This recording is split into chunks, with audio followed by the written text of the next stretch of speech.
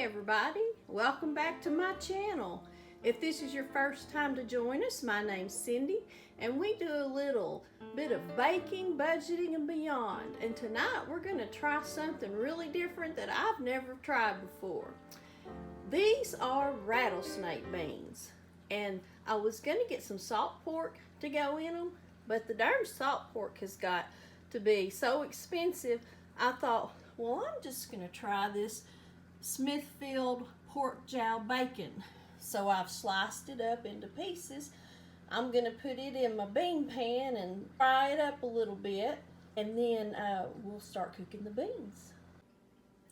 Well, I've got my pan on high heat here on my stove, and I'm going to let the pan heat up, and as soon as it heats up, I'll put the meat in and I'll turn it down to medium heat. I just like to get my pan good and hot. Y'all, this is my mama's bean pan. This is what she always made beans in. And when she passed away, this is one of the things I brought home with me, because I just always remember growing up, this is what she cooked her pinto beans in. But it's starting to heat up a little bit, so I'm going to put this in the pan. And I'm going to let it saute up a little bit, or fry up a little bit. And after it does that, I just cut up all that. I don't think I've ever bought this before. And we're trying beans we've never had before. Although I bet I've had them before. I bet Granny just called them something else, because she had a garden every year, and we were always out there picking things and shelling beans. And I've probably had these before. She probably just called them something else. But I'm going to fry this up and let it cook for a minute, and then we'll put the beans in and we'll get them cooking. Alright, so I've seared this a little bit on medium heat, just kind of stir it around a little bit, and I'm going to put the beans in now.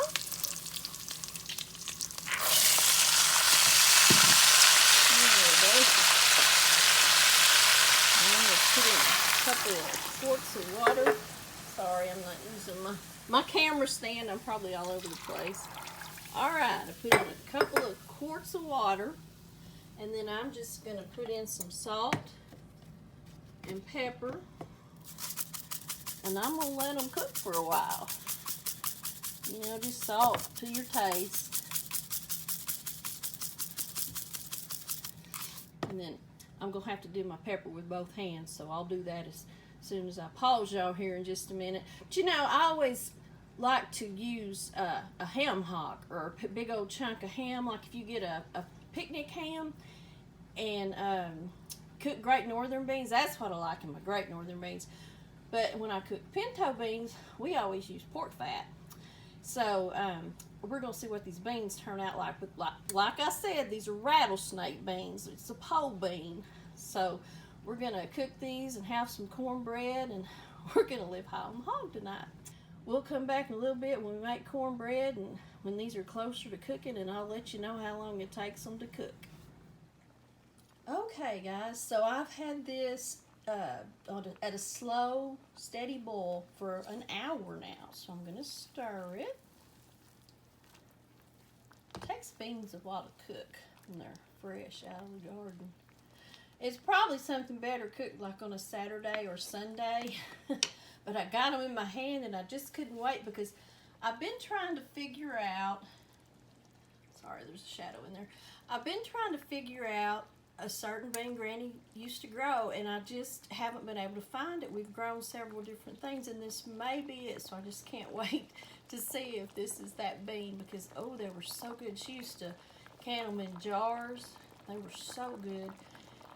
And, well, I lost her about 6 years ago, and then Mom about 5 years ago, so I have no clue what they were. You know, I really wasn't interested when we were growing a garden. I was a kid, and I just hated going out in the garden all the time, picking everything. But now I wish I'd paid more attention. I guess that's how it is in life.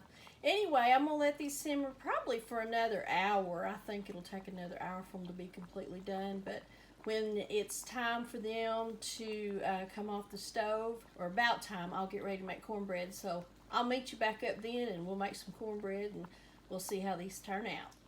Okay, y'all, it's been an hour and a half and the beans are just about ready. They cooked a little quicker than I thought they would. So what we're gonna do right now is make cornbread. So to make cornbread, there's two kinds of cornmeal. There's just plain cornmeal, and then there's rising cornmeal. You can also get white or yellow cornmeal. I prefer the yellow. I think it has more taste. Some people prefer the white, but I prefer the yellow.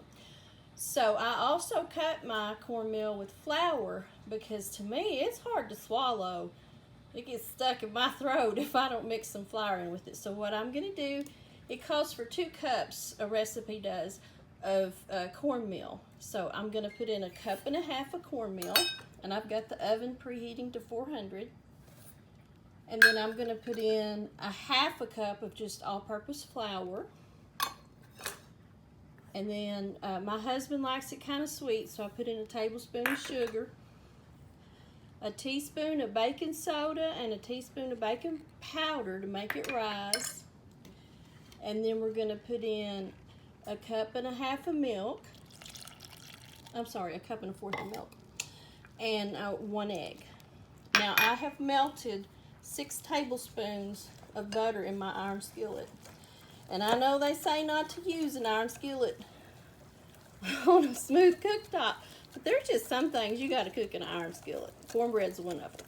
So you just stir that up real good. And I'm going to take my butter I melted and put it in there. And stir some more. Stir it up real good. Then I'm going to pour it back in my iron skillet. And we're going to cook it for about 20 minutes. That should be about all it takes. So, let's pour it in here. I'm going to have to get a tripod to hold my phone because there's just some things you just got to have a tripod because they need a hand.